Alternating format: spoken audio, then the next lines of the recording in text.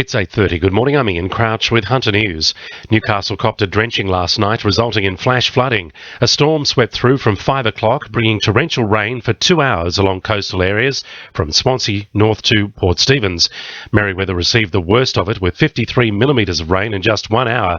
Low-lying areas in the Junction, Cooks Hill and Newcastle West suffered flooding, with roads underwater. Industrial Drive at Mayfield East was also closed. The federal government is boosting the Roads to Recovery program, giving Hunter councils a share in more than $1 billion. The 2-year funding commitment will go towards repairs and upgrades to local roads to improve safety for road users, with the cost to fill up the car jumping by 40 cents a week to pay for it. Paterson MP Bob Baldwin says the money is coming from fuel excise. Well, what's important is that when people are paying fuel taxes, in particular increases in fuel taxes, that money is distributed in part back through to our local government areas to fix roads they drive on each and every day.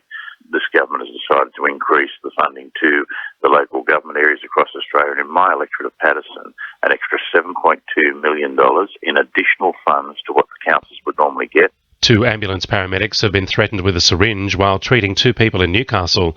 They were called to the National Park Sporting Complex yesterday afternoon following reports of a man and woman who appeared to be drug affected. The couple was treated at the scene, but the 33-year-old woman then allegedly lashed out at the paramedics, forcing them to lock themselves in their ambulance until police arrived. Telstra is planning to roll out new mobile phone towers around Maitland, Cessnock, Singleton and Paterson in coming months to help eliminate reception black spots. The telco is contributing $165 million to the $340 million program across Australia, with the balance of funding coming from the state and federal governments. Telstra Countrywide General Manager Chris Cusack says more improvements are on the way. In the coming months, we'll also be providing a new technology called small cell technology, which will also provide wireless internet to some further locations as well, and we'll be announcing further details of that program. The Katara Medical Centre is closing and moving to Mayfield to come under the same roof as the Centrelink office, with all staff to make the move. The federal government says the creation of a one-stop shop will make life easier for people accessing government services. Cessnock Council have made it harder to get away with littering by launching the Hey Tosser campaign and appointing an officer to track down litterbugs. The campaign comes on top of a number of volunteers who take part in Clean Up Australia Day, as well as the removal of more than 700 kilograms of rubbish from the Pinch.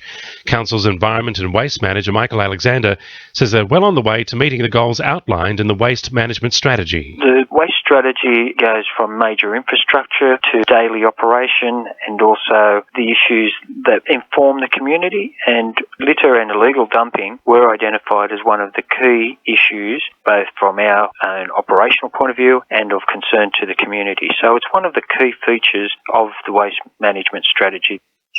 Sport for our sponsor, newcastlecheapestcars.com.au. Improving focus and defence are the main goals for the Knights as they take on Brisbane in round 17 tonight at Suncorp Stadium.